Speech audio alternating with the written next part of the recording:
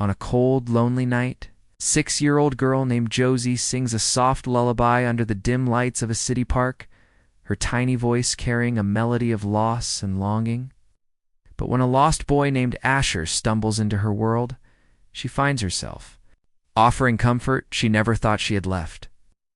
Unbeknownst to them, this meeting will spark a chain of events that will change both their lives forever. Before we dive into this heartwarming journey, hit the subscribe button and comment down where you're watching from. Billionaire dad finds poor girl caring for his lost son in park. What he does next is unreal. That headline doesn't even come close to telling you what really happened, but I will, because I lived it. My name's Josie, and when I was 6 years old, I had nothing but an old sweater, a broken voice, and a song my mother used to sing. It was that song that changed everything. It was the coldest Tuesday I could remember. Autumn leaves rustled across the cracked pavement. I hadn't eaten in 2 days.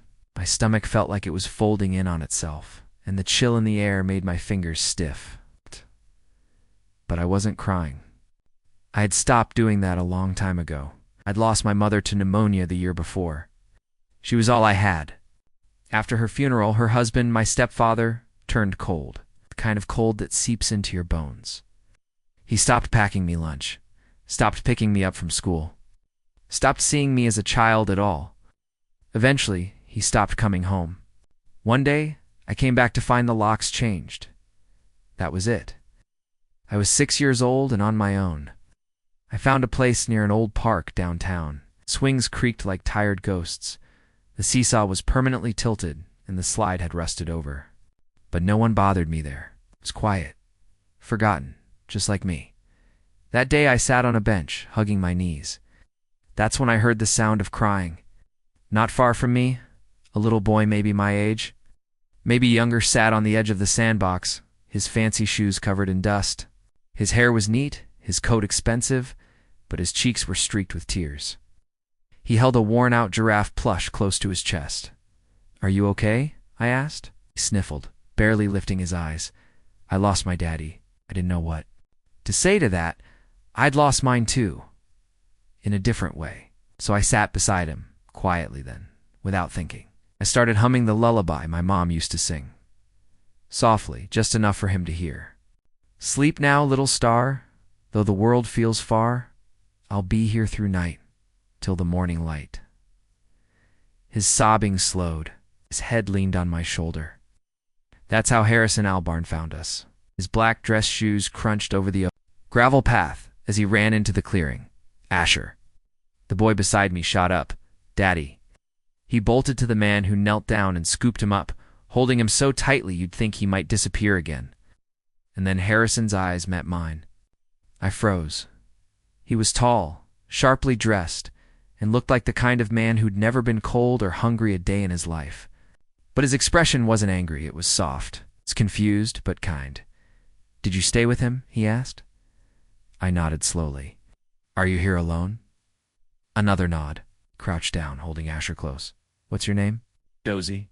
He paused, looked me over.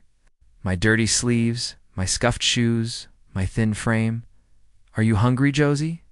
My eyes welled up. I didn't answer. But my silence said it all. He reached into his coat and handed me a granola bar. The wrapper crinkled like a Christmas present in my hands. I unwrapped it slowly, savoring each bite like it was the last food on earth. "You sang to him?" I nodded. My mom used to. "Sing it to me." He didn't say anything for a moment. Then he stood and took out his phone. "Would you mind coming with us, Josie? Just to my car, it's warm. I can call someone for you." I hesitated. I'd been warned about strangers. But something about his voice didn't feel like a stranger. It felt safe. "Okay," I whispered. He held Asher's hand with one side and kept an eye on me with the other. As we reached his sleek black car, a driver opened the door. The warmth inside hit me like a wave. I slid into the back seat, my whole body shivering now that it could. "Finally relax." Asher sat beside me, still holding his giraffe. She sang to me, "Daddy," just like Mommy used to. Harrison turned to look at me again, his eyes unreadable. There was something behind them. Something more than gratitude. Something like fate. That moment in the park didn't just reunite a father and son. It began something bigger. A choice. A new beginning. Because Harrison Albarn wasn't just a dad. He was one of the richest men in the country. A man who had the world at his feet. And I was just a poor girl with a lullaby. But somehow, that was enough. Enough to be remembered, enough to be wanted, enough. To change my life forever, I didn't know how to sit properly in a luxury car. The seats were so soft I thought I might fall into them forever. The windows were tinted. The dashboard blinked with more buttons than I could count. And the warmth, it wasn't just physical. It felt safe. Asher giggled beside me, showing me how his toy giraffe could fly. I smiled weakly, still clutching the half-eaten granola bar. My fingers were sticky. My throat ached from being too quiet for too long. Harrison Mr. Albarn was up front, talking to the driver. His voice was calm but firm. "She was alone?" I heard the driver ask. "Yes, no adult in sight." "Should we call CPS?" He hesitated. Then not yet. The car pulled away from the park. I didn't know where we were going, and I was too afraid to ask. But Asher kept talking to me like we were already friends. He told me about his school, his favorite color, his dog named Butterscotch, who snored when he slept. I didn't say much. I just listened. Finally, Harrison turned around from the passenger seat. "Josie," he said, "do you have a place to stay?" I looked at my hands. They were trembling. "No, sir. Where have you been sleeping?" "The park. Sometimes behind the church. There's a grate there that blows warm air." Hay exhaled sharply. "How long has it been since you had a home?" "I don't know." He nodded. Slowly, then turned back around. The rest of the ride was silent. The car pulled into a circular driveway. The house, or should I say mansion, looked like something out of a fairy tale. Tall windows, ivy-covered walls, and a door so wide you could park a car through it. I didn't belong there. Asher. The driver opened the door, and Asher jumped out. I followed, slowly. "Come on," Asher called, grabbing my hand. "You have to see the cookie room." "The what?" He pulled me through the front door. Inside, the house smelled like cinnamon and vanilla. A woman in an apron appeared, wiping her hands on a towel. "Mr. Albarn, you're early." "Endo." "Who's this?" "This is Josie," Harrison said. "She helped Asher today. She's staying for now." The woman smiled. "Well, any friend of Asher's is welcome here. Marie, the housekeeper, you must be freezing. Let's get you cleaned up." I was guided through long hallways to a bathroom bigger than my old bedroom. Marie ran the water. "Take your time, sweetheart. There are fresh clothes on the counter." I stared at the mirror. My reflection looked ghostly, dirty cheeks, tangled hair, tired eyes. I scrubbed until my skin turned pink. When I came out, I wore a warm sweater and soft leggings. My toes sunk into fuzzy slippers. Marie smiled. "Much better." Asher ran up with 2 cookies. "Chocolate chip or rainbow sprinkles?" "Rainbow," I whispered. I took the cookie. With both hands, like it might disappear. I hadn't eaten something sweet in so long. Harrison was in the living room, reading emails on a tablet. He looked up when I walked in. He studied me, not with pity, but with thoughtfulness. "Josie," he said, setting the tablet down. "Can we talk?" I sat on the edge of the couch, still holding the cookie. "I want to understand what happened. You don't have to share everything, but I want to help you. Truly." I looked down. "Your mom died. She got sick and couldn't afford medicine. My stepdad said I was too much. He left. Tried. School for a while, but without lunch or clean clothes. They started asking questions, so I ran." His eyes softened. "You've been on your own since you were 5. I nodded. He ran a hand through his hair. Shouldn't have had to go through that. I swallowed hard. I didn't know where else to go. "You found my son. You comforted him. That means something to me." I looked up. "I didn't do anything special. You did more than most adults would, and now I'd like you to stay. Just until we figure things out." I blinked. "Stay here." "Yes." "This house is too big for just me and Asher, and he already likes you." From the hallway, Asher shouted, "I love her." We both laughed. It was the first time I'd laughed in months. Harrison leaned forward. "You'll have your own room, your own clothes. 3 meals a day. No one will lock you out, ever." I felt something twist inside me, feeling I didn't recognize.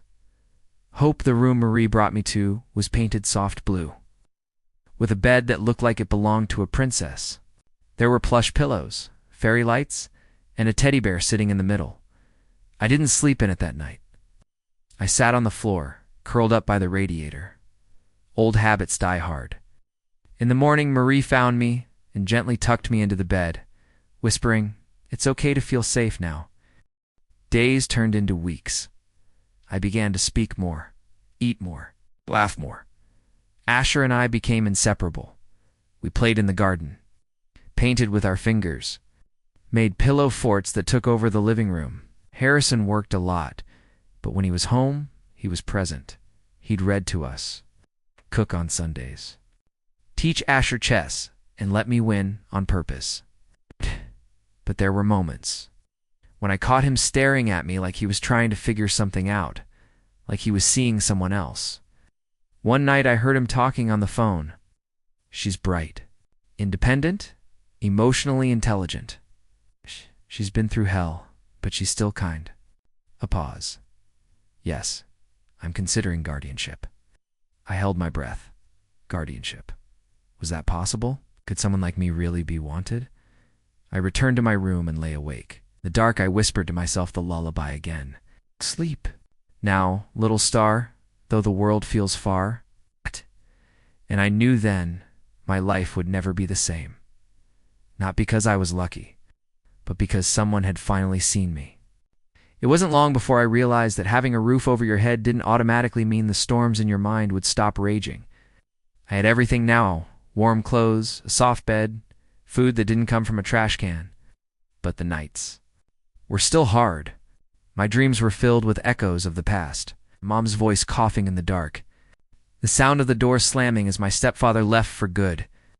The silence after, even in the safety of this mansion. I tiptoed like I might be scolded. I folded the napkin just right. I didn't speak unless spoken to. And I always cleaned my plate, even when my stomach felt too full. Harrison noticed. Of course he did. One evening, he knocked gently on my bedroom door. I was pretending to read a book, but mostly I was just staring at the same page, lost in thought. "Can I come in?" I nodded. He sat in the armchair across from my bed. "I want you to know something." I looked at him. "You don't have to earn your place here, Josie. You already have it." The words hung in the air like a fragile promise I didn't dare trust. "I know it's going to take time," he continued. "Neither is Asher. This is your home for as long as you need it." My lips trembled. "What if I mess up?" He smiled softly. "Then we clean it up. Together." It was in the weeks that followed that I began to breathe a little easier. Marie, the housekeeper, started giving me simple chores. Not because she needed help, but because she wanted me to feel useful, important. "Can you help me sort the laundry?"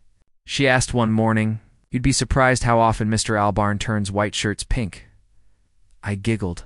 It felt nice to laugh. Asher and I had started our own little traditions. Every Saturday morning, we'd build the biggest blanket fort we could manage, complete with flashlights and snacks. "Do you think your dad minds?" I asked one morning as we dragged pillows across the floor. Asher shook his head. He likes when we're happy, and I realized. I liked being part of someone's we. But life has a way of reminding you that peace isn't always permanent. One afternoon, I was in the garden picking flowers when a man appeared by the gate. He wore a leather jacket, smelled like smoke, and looked like a memory I wanted to forget. "Josie," I froze. "Is that really you?" It was my stepfather. I hadn't seen him in nearly a year. He looked me up and down, eyes narrowing. "You've been living here?" I nodded, my mouth dry. He scoffed. "Figures. You always were good at worming your way into people's pockets." "I didn't worm," I whispered. "I'm your guardian," he snapped. "You belong with me." Before I could speak, Harrison appeared. "Can I help you?" My stepfather turned, eyes narrowing. "I'm here for my stepdaughter. She's Been missing? I got every right to take her back. Harrison didn't flinch. Josie, is this true? Do you want to go with him? I shook my head so hard my vision blurred. No, please no. Harrison stepped between us. Then you need to leave. Now. My stepfather's face twisted in fury. You think money makes you her father? No, Harrison replied, voice low and controlled. But love might. He slammed the gate shut. I ran to my room and cried for hours. I didn't expect him to come. We'll make sure it doesn't happen again. My voice was barely a whisper. Will he take me away? No, he said. I've already contacted a lawyer. We're going to apply for custody. My eyes widened. Really? Yes, but we'll need to tell the court your story. The whole story. Are you ready for that? I nodded slowly. If it means staying here, I'll do it. The next few weeks were a whirlwind. I met with social workers, sat in long meetings, told my story over and over again. Each time, it got a little easier, like I was shedding an old skin. One of the social workers asked me, "What does Harrison mean to you?" I didn't hesitate. He's the first person who saw me, really saw me, and didn't look away. One morning, Marie handed me a letter. It had a court seal on the envelope. I opened it with shaking hands. The words blurred at first, but then they became clear. Temporary guardianship granted. Harrison. Albarn. I ran to him, waving the paper. He knelt down. You okay? I threw my arms around his neck. Thank you. Thank you for not giving up on me. He hugged me back. Never. But the past had one more surprise. A week later, I received a letter. It was from my mom, written months before she died, somehow delayed in the system. I opened it carefully, like it might fall apart in my hands. My sweet Josie, if you're reading this, it means I'm no longer there to hold you. But I need you to know something. You were always my light. No matter how dark it got, your smile kept me going. I'm sorry for the world I couldn't protect you from, but I believe in you. One day, someone will see how special you are. When they do, don't be afraid to let them in. Love always, Mom. I held the letter to my chest and sobbed. It felt like she was finally saying goodbye, giving me permission to say hello to something new, to family, to home, to hope. They say family is more than blood. I never truly understood what that meant until I found myself at Harrison's dinner table. Between Asher's laughter and the sound of silverware clinking against fine china, for the first time in my life, I wasn't just surviving, I was living. But healing. Healing wasn't a straight road. Harrison tried his best to make things feel normal. He never treated me like a guest or a burden. I had my own toothbrush in the bathroom, my own shelf in the fridge, my name embroidered on a towel. Every tiny gesture whispered, "You belong." Still, a part of me waited for it to be taken away. Like all good things, I feared this was temporary. Then one day, Harrison said something that changed everything. We're going to the courthouse next week. The judge will review the case, and we'll talk about permanent guardianship. Permanent. That word hit me like a warm breeze in winter. But only if you want it, Josie. I did. More than anything, but part of me was scared. What if the judge said no? What if someone from my past showed up and tried to claim me? Prepared for everything. Harrison hired the best child advocacy lawyer. He made sure I had counseling sessions with Dr. Lena, a gentle therapist who helped me untangle the knots in my chest. She taught me how to speak up, how to find the courage. In my voice, it had laced around the collar and tiny buttons down the front. Asher gave me a sticker to keep in my pocket, a star. For luck, he said. When we arrived at the courthouse, I clung to Harrison's hand like a lifeline. The courtroom was cold. The judge, an older woman with kind eyes, asked me to speak. My legs trembled as I stood. I thought that's just how life was. Then I met Asher, and then Mr. Albarn. I paused, swallowing the lump in my throat. He didn't just give me food and clothes. He gave me safety. He gave me a home. He told me I didn't have to earn love, that I already deserved it. I want to stay with him, please. Silence hung thick in the room. The judge looked down, scribbled something, and then smiled. Permanent guardianship is granted. We didn't throw a big party. Instead, we had pancakes that night. with whipped cream and strawberries. Asher and I made a tower of them, laughing until our stomachs hurt. That night, Harrison tucked me in and said, "You're mine now." "And I'm yours," I cried. But this time, they were happy tears. Months passed. Life settled into a rhythm. Harrison encouraged my love for reading. He built a little library nook in the sunroom with beanbags and fairy lights. I started school again. First, it was overwhelming. So many kids, so many questions. But Asher was in the same building. Knowing he was nearby made it easier. One day, during recess, a boy tried to make fun of my secondhand shoes. In chin high, voice firm, "Josie's shoes may be old, but she's got the biggest heart in this whole school. She's my sister." Sister. That word echoed in my chest like a song. From then on, we were known as the Albarn kids. Always. Together. Always looking out for each other. But not every day was easy. Sometimes I'd wake up to nightmares. I'd dream I was back in that cold apartment, watching my mother struggle to breathe. Other nights, I'd dream of being alone again. Harrison never scolded me for waking him. He'd sit beside me, sometimes just holding my hand until I fell asleep again. "You don't have to carry it alone," he'd whisper, and slowly I began to believe him. We started a Sunday tradition, gratitude jar, every Sunday evening.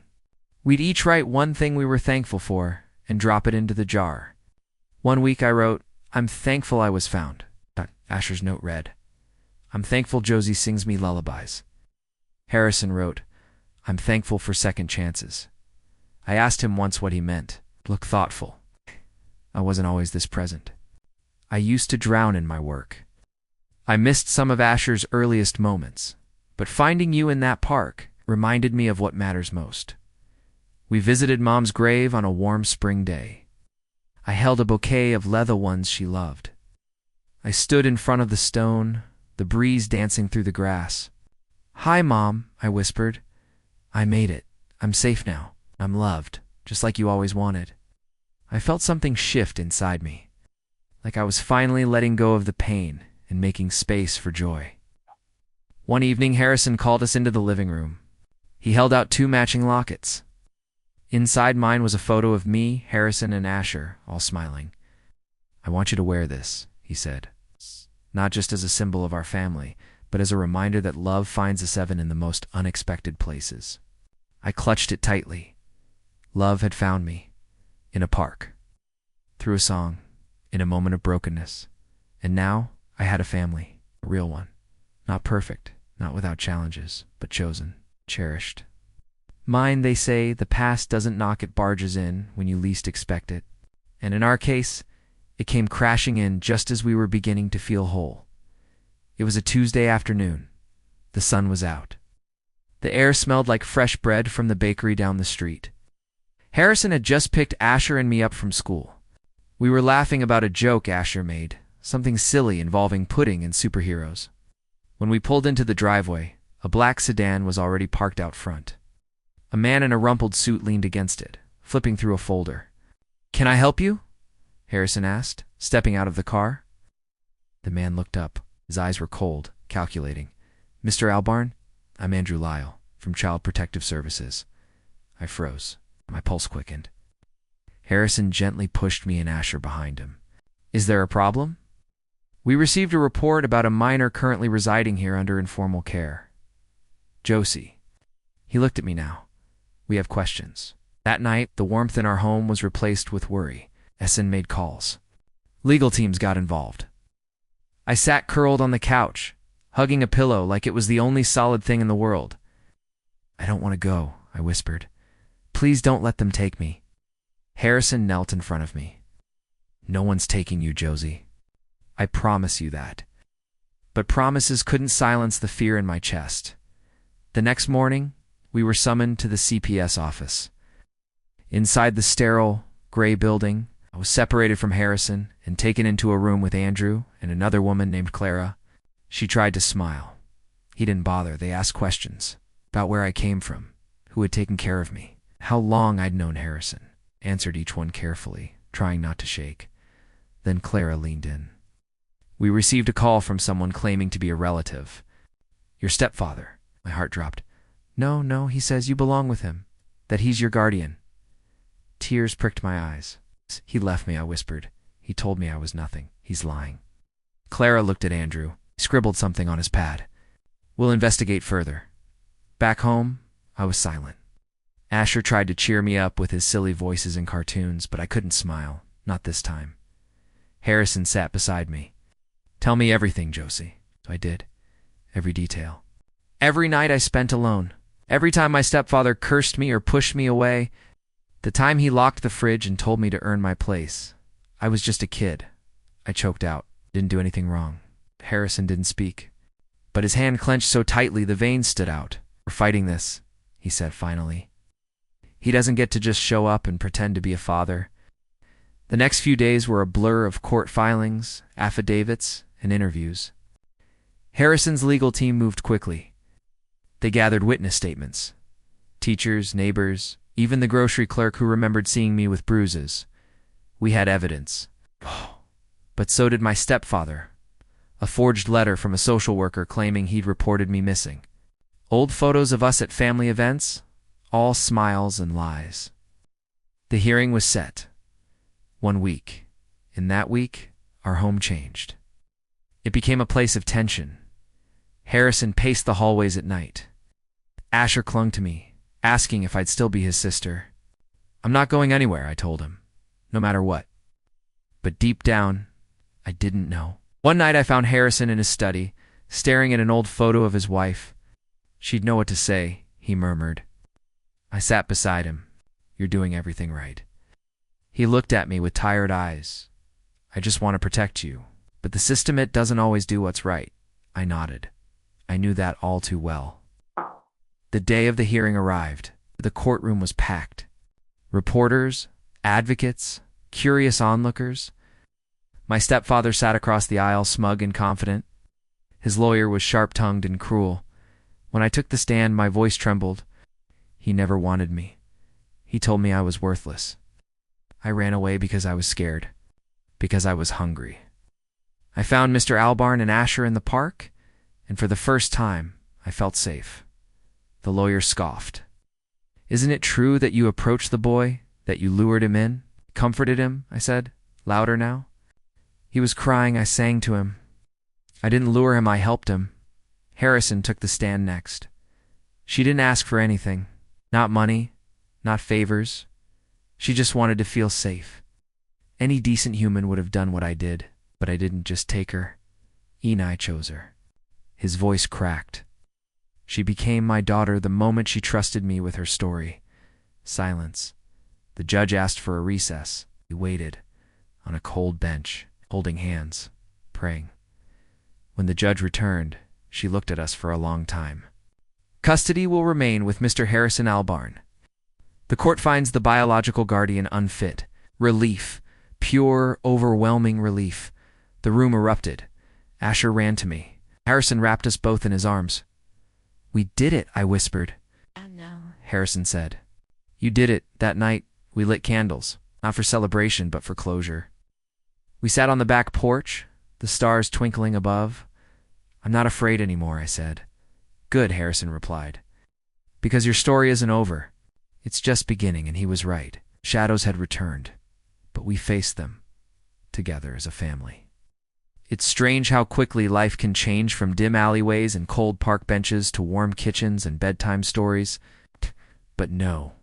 Matter how far I walked from the past, it was still there, like a shadow following just behind the light. And yet, for the first time in my life, I was beginning to feel like I had something stronger than fear, hope. After the court ruling, Rassin threw a quiet celebration, not a press event, just a dinner at home. He made spaghetti. Himself, though, was slightly overcooked, and Asher made handmade welcome forever cards for both of us. He gave mine with glitter glue smudged across the corners. You're my real sister now, he said, forever ever. And something inside me bloomed. That night, I couldn't sleep. I wandered into the living room and found Harrison sitting by the window, looking out at the stars. I crawled onto the armchair across from him. You okay? I asked. He smiled. Better than okay. He glanced down at the open photo album on his lap. his wife there trips, younger Asher smiling with both parents. Do you ever miss her? Every single day, he said. But loving someone doesn't mean your heart stops growing, just makes more room. I looked at him then not as a billionaire, not as the man who found me in a park, but as a father trying to hold his world together while still making space for someone like me. I want to do something, I said, for other kids like me. His brow rose. What do you have in mind? The next week, Harrison arranged for me to visit a children's shelter downtown, one that offered temporary housing for runaways and displaced kids. We didn't make an announcement. No cameras. It's just me and him walking in with boxes of toys and clothes. The moment I stepped inside, the scent of old wood floors and sanitizer hit me.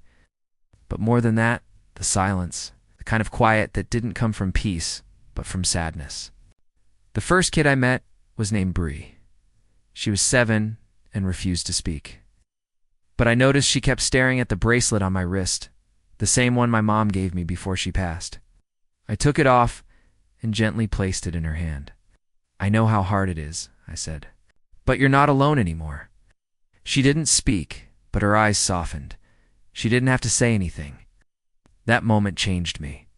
Back at home, I couldn't stop thinking. What if we opened a foundation? I asked Harrison over breakfast. Something that helps girls like me education, food, safety, maybe even therapy. He looked at me half in awe. You're thinking bigger than most adults I know. I have to, I said, because I was small for too long. He didn't hesitate. Let's build it. For the next few months, my life became a beautiful whirlwind. We named the foundation Josie's Light. Harrison's team handled the paperwork and logistics, but he let me lead the mission. I met with social workers, sat in on board meetings, spoke at schools. Public speaking terrified me at first. The first time I stood in front of a crowd, my knees shook. But then I saw Bree sitting in the front row wearing my bracelet, and I found my voice. I used to believe I was invisible, I told them. That the world only saw kids like me as burdens or cases to be filed away. But one man saw me. One boy called me his sister. And from that moment on, I started seeing myself differently. Your applause filled the room. And in the back, Harrison wiped his eyes discreetly. Things weren't always perfect. Sometimes the weight of responsibility felt heavy. I was still learning, still healing, still waking up from dreams of cold streets and distant voices. But every time I felt small again, Asher would throw his arms around me. Harrison would take me out for hot cocoa. We'd sit on the porch and talk about life, and I'd remember just how far I'd come. One evening, I got a letter in the mail from Bree. She wrote her first words. Thank you for seeing me. I cried for an hour. Because I knew that no matter what happened next, this mattered. That winter, Josie's Light hosted its first major gala. I wore a blue dress Harrison picked out. Asher wore a matching tie. The room sparkled with chandeliers and well-dressed guests. But to me, the most beautiful part was the row of children. From the shelters sitting up front, I walked up to the stage, took a breath. I stand here today not because I was rescued, I began, but because I was believed in, because someone saw my worth before I could see it myself. Josie's Light isn't just my name, it's the light we carry for each other. The audience rose, applause thundered, but I didn't hear it. All I heard was my mother's song, the one I sang to Asher that day in the park. And in that moment, I knew her love, Harrison's trust, Asher's joy. They weren't just pieces of my story. They were the story. Later that night, Harrison stood beside me. You lit something in this world, Josie, something that'll keep burning long after tonight. I smiled. So did you. You didn't need more words. The stars were shining above us. But the brightest light, it was right here, inside me. Life has a strange way of presenting you with crossroads, those moments when you must choose not just a direction, but the kind of person you're going to be. I was standing at such a crossroads. 6 months had passed since the gala. Josie's Light had become more than just a foundation, it was a movement. We had helped dozens of children, and my days were filled with meetings, outreach, and visits to shelters. I was 14 now, though some days I felt 100. Other days, I still felt like the little girl sitting alone in the park. One morning, Harrison called me into his office. His expression was unreadable. "There's something I want you to see," he said. He slid a file across the desk. Inside were adoption papers, but they weren't from him. They were from my biological grandmother. I stared at the papers as if they might disappear if I blinked hard enough. A name I hadn't heard in years was scrawled at the top: Margot Ellison, my mother's estranged mother, a woman I only remembered. Through hushed arguments and slammed doors, "She's filed a formal petition," Harrison said quietly. "Says she found out what happened and wants to make things right." I felt a cold flush run through my body. "Why now?" I whispered. He didn't answer. He didn't need to. Money? Publicity? Regret, maybe? But genuine love. "Wasn't something you offered as a second draft? She has resources," Harrison continued. "She's offering you inheritance, a trust fund, private schooling abroad." I couldn't breathe. "You wouldn't stop her?"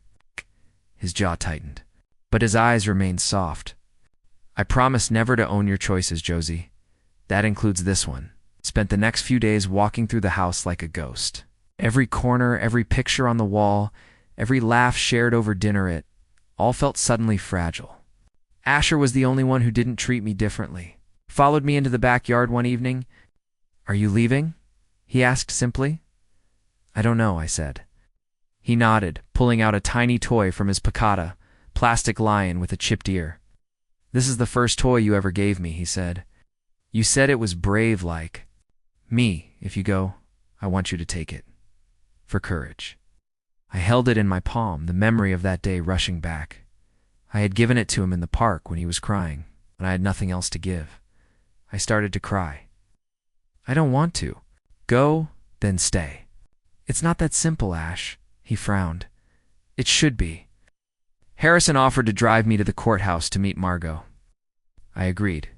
She looked just like I remembered: stiff posture, expensive perfume, and eyes that scanned you like a report.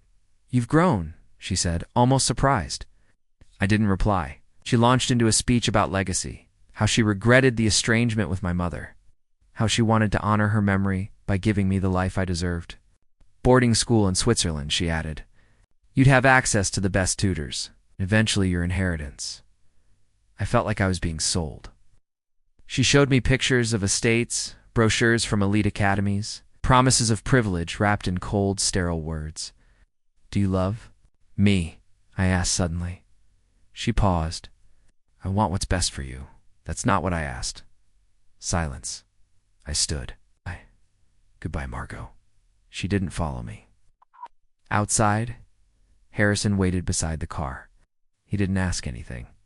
I got in, sat quietly, then finally whispered, "Take me home." He smiled softly. "Already on the way." That night, I stood in front of the mirror and really looked at myself. Not as a child needing saving, not as a cause, not even as a survivor, but as a girl who had finally chosen her family, who had found her light and refused to let it be dimmed by inheritance, status, or hollow apologies. I held Asher's lion in my hand, brave like me. The next day, I returned to Josie's light with a renewed fire. "I want to start a new program," I told our team, specifically for girls who are caught between foster care and fake promises. A space where they can build their own version of a future, not one written by other people. Everyone nodded. No questions. Just belief. So I had proven over and over again that I wasn't just a story worth telling. I was a story. Still being written, that weekend, we went back to the park. The same one where Harrison found me. Asher ran ahead, chasing bubbles. Harrison held a basket. I carried the lion in my pocket. We spread out a blanket, sat in the sun, and for a moment, everything stilled. Harrison leaned over. "You made the right choice," he said. "I made the real choice," I replied. Because home isn't where you come from. It's who you fight to stay with. As the sun dipped below the trees, I sang softly, just like I did that first day. And just like then, a boy listened. A father smiled. And a little girl, once invisible to the world, finally saw herself shining back. Unbreakable, unshaken, unchosen no more. If someone had told me a year ago that I would be standing in front of a classroom full of kids, telling them my story, I would have laughed, or cried, or maybe both. But there I was, 14 years old, holding a microphone at my old community center, sharing a story that once nearly broke me. Sharing it not because I wanted pity, but because someone out there, sitting quietly with their arms crossed, might need to hear it to survive. "Hi," I began, my voice slightly shaky. "My name is Josie, and this is how I learned that family isn't just blood. Sometimes family finds you in the most unexpected places, like a park bench or a lost boy's eyes." The program we started, Home Within, was growing faster than we expected. What began as a support group for displaced kids had turned into a mentorship initiative, with community volunteers, art therapy sessions, and even scholarships. Harrison backed us completely, and Asher was the unofficial mascot always running around, reminding everyone that healing doesn't mean forgetting. It means living with color again. But even in this newfound joy, shadows lingered. We got a letter from Margot. She wasn't done. Her legal team was pursuing guardianship through a private court. They claimed I had been unduly influenced by Harrison's wealth and was not mature enough to decide her own future. It felt like a betrayal layered in velvet. I sat in Harrison's study, hands clenched. "They think I'm too young to know where I belong," I spat. "You're the wisest person I know," he said calmly. "What do we do?" He leaned forward. "We fight. But this time, we let them hear your voice." The courtroom was cold and clinical, like a place where hearts came to be dissected. Margot arrived in pearls and posture, flanked by lawyers who looked like they had never hugged a child in their lives. But I wasn't scared, because I had already lived through worse. Harrison's attorney spoke first facts, affidavits, documented progress reports from my school and Josie's light. Then came the social worker's testimony, praising the stability and love in our home. Then it was my turn. I stood. "Name is Josie Ellison," I began. "But for the past year I've been Josie Albright in my heart and in my home," Margot's attorney objected. The judge raised a hand. "Let her speak." I took a deep breath. "I know I'm not legally of age, but I've lived through abandonment, hunger, loss, and grief. And I've learned something that maybe even adults forget: home isn't built with bricks, it's built with love. With hands that reach for you when you fall.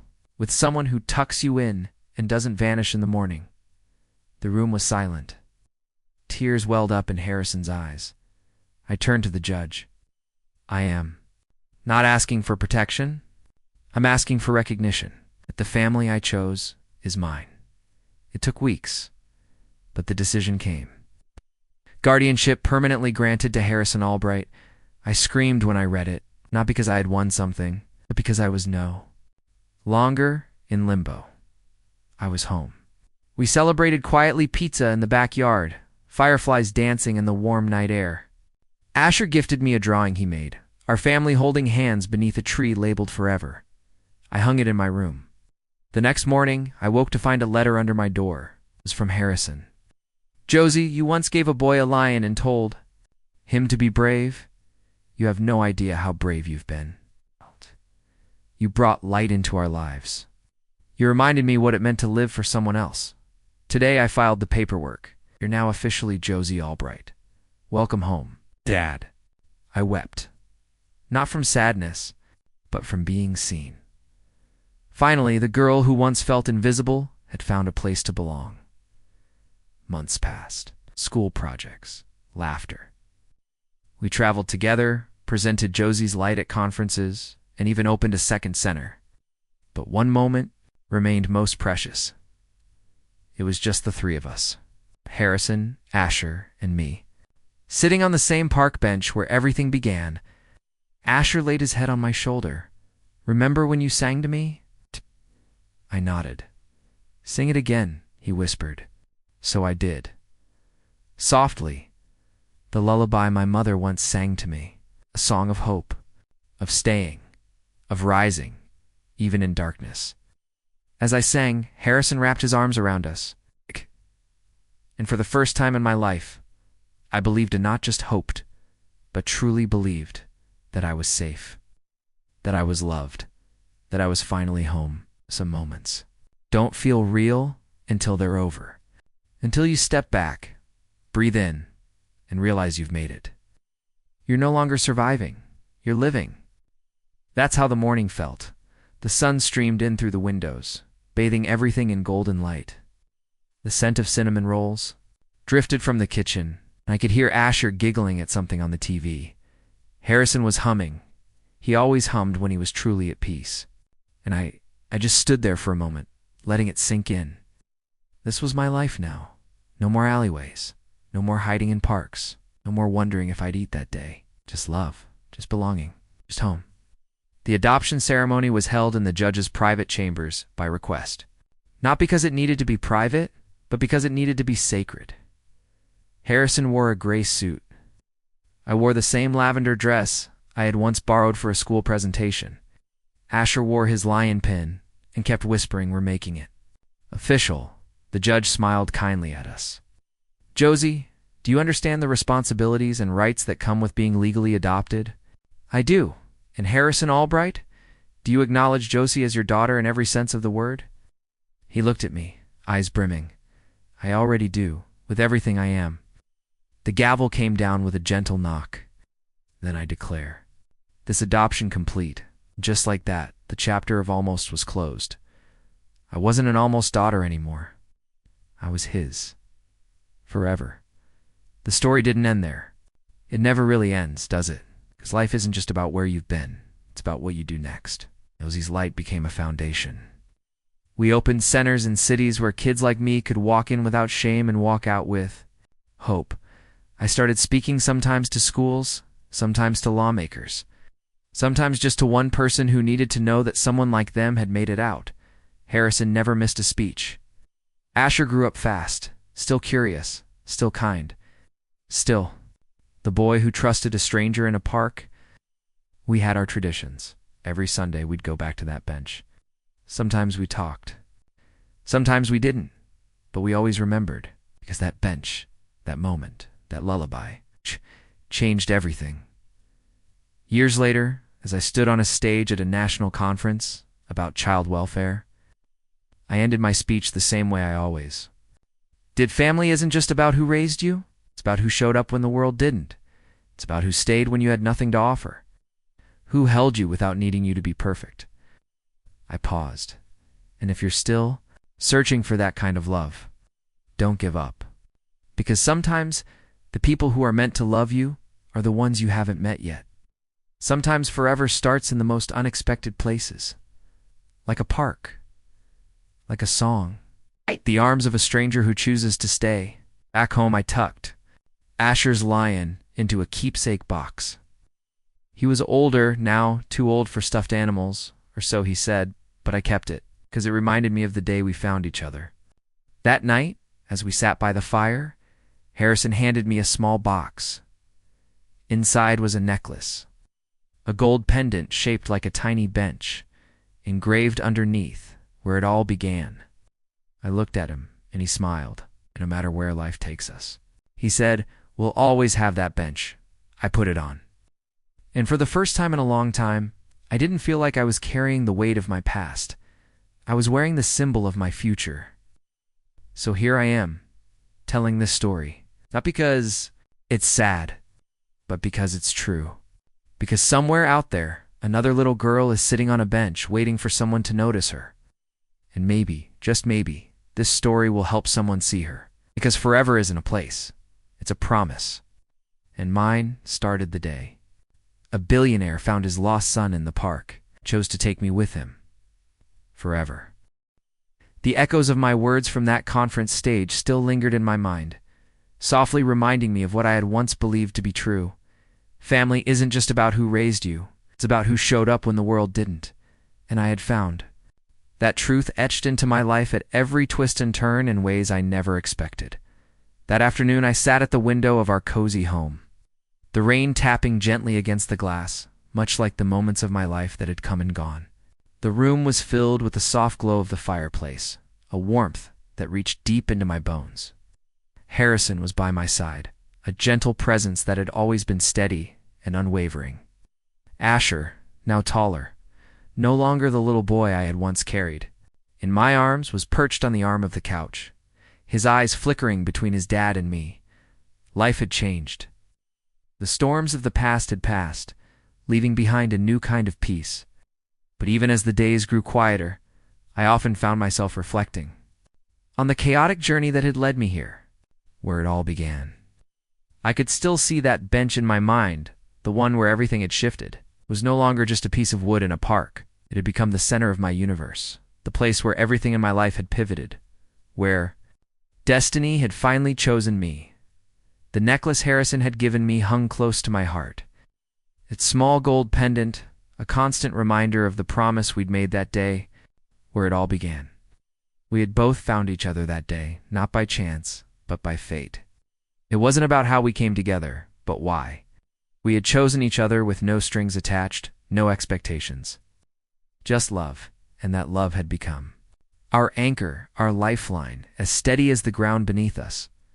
Harrison looked over at me, his smile warm as always, his eyes full of that same hope I had seen on the day we first met.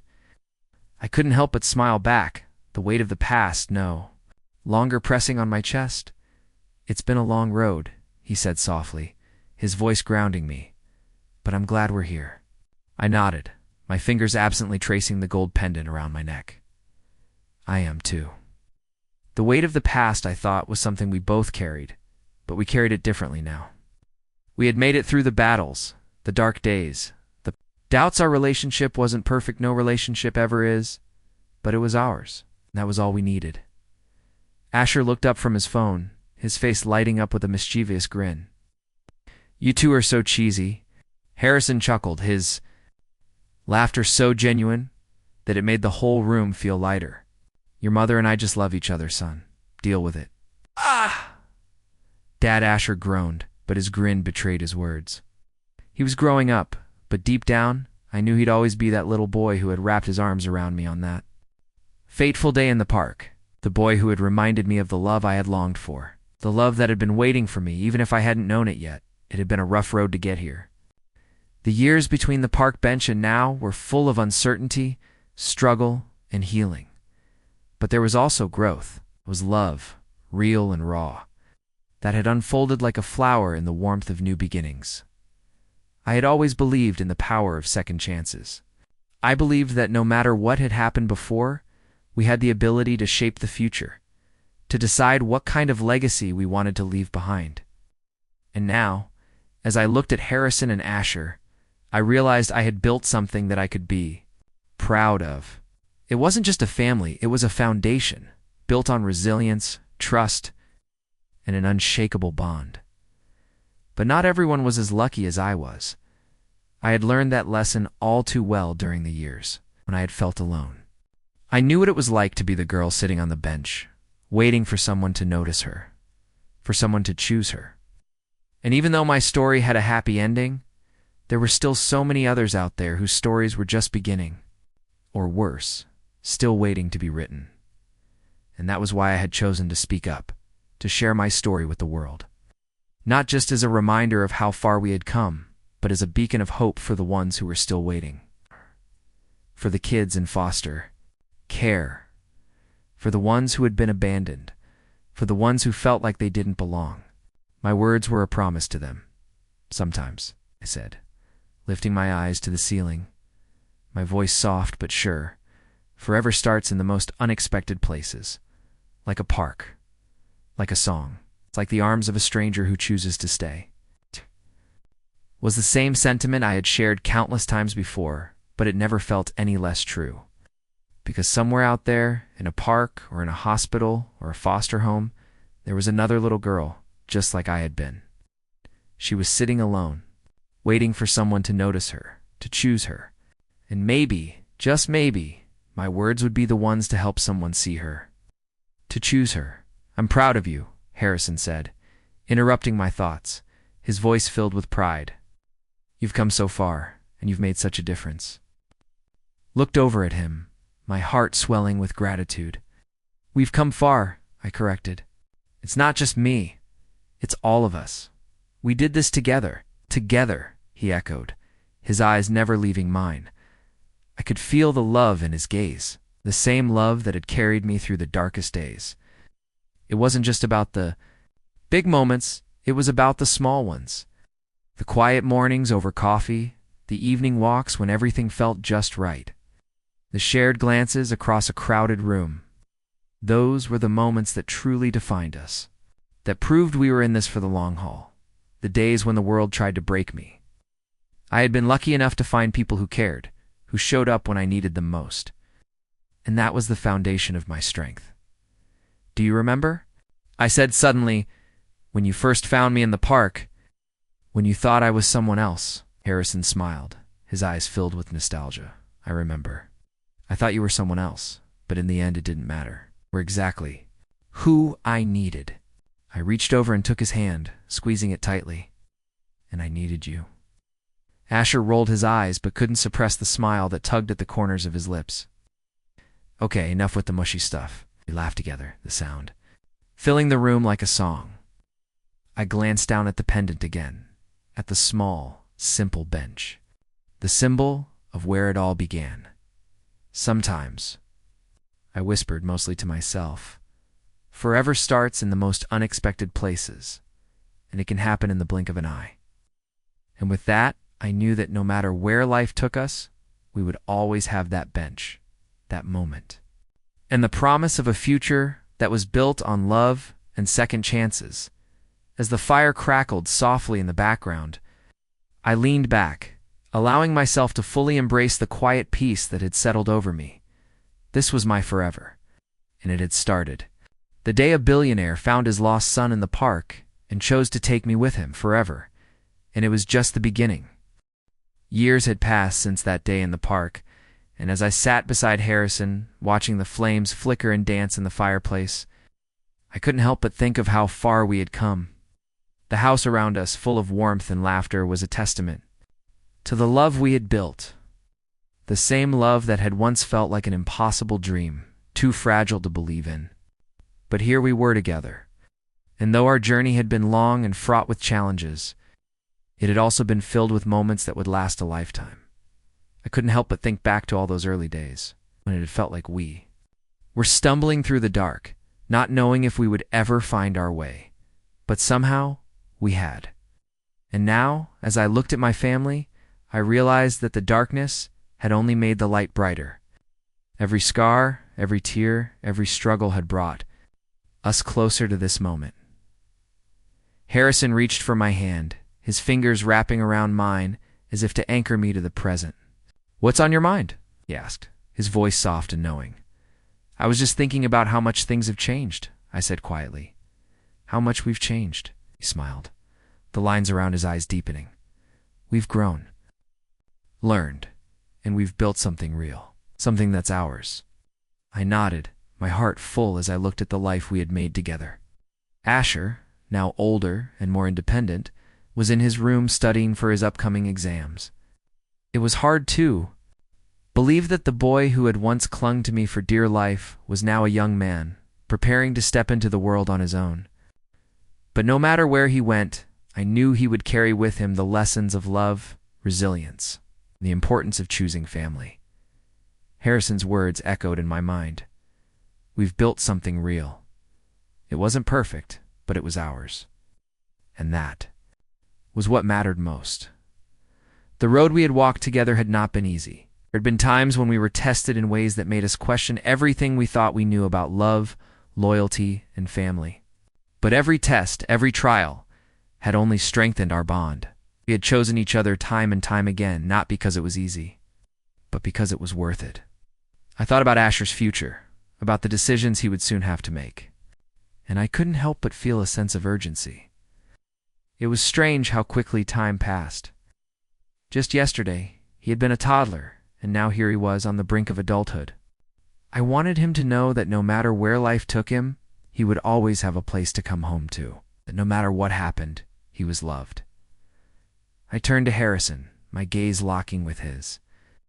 "Do you ever wonder," I asked, "what would have happened if we hadn't met that day? You hadn't found me on that bench?" Harrison's smile softened as he thought about my question. I think about it sometimes, but I don't dwell on it. What matters is that we did meet, and we made something out of it. We made a family. The weight of his words hung in the air, a gentle reminder of how much we had built together. But even as I felt a sense of peace, there was still an ache within me. An ache for all the children still out there, waiting for someone to notice them, waiting for someone to choose them. I knew that my story, though beautiful, was not the end. It was just one chapter in a much larger narrative. A narrative that needed more voices, more love. More people willing to show up when the world turned away. Asher's laughter echoed from the hallway, pulling me from my thoughts. I glanced over at Harrison, our shared understanding clear in the silent exchange between us.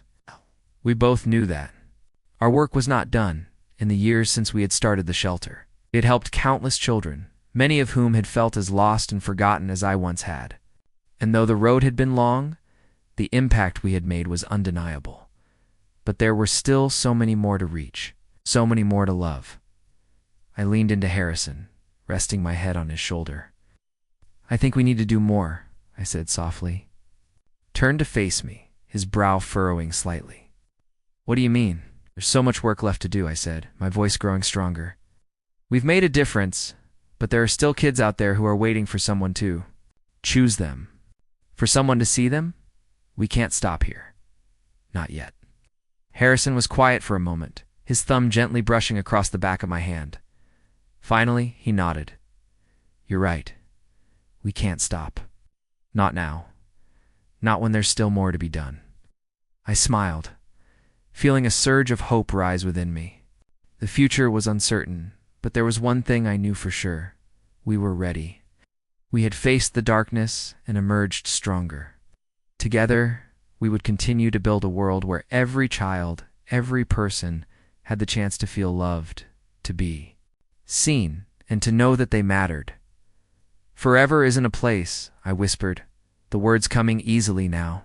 No longer just a reminder, but a truth I carried in my heart. It's a promise. And we made that promise long ago. To each other, to Asher, to every child who needs us. Harrison kissed my forehead, his arms wrapping around me in a silent vow. We'll keep it, no matter what. And so we did. We kept that promise. The years ahead would not be without their challenges, but they would also be filled with more love, more laughter, and more moments of quiet strength. We had built something real, something lasting. And as long as we had each other, there was no obstacle we couldn't face. Forever. I whispered again, the word now a steady heartbeat in my chest. It was no longer just a dream. It was our reality. Because sometimes forever begins in the most unexpected places. It's like a park, like a song. It's like the arms of a stranger who chooses to stay. And for us, forever began that day. And it had only just begun.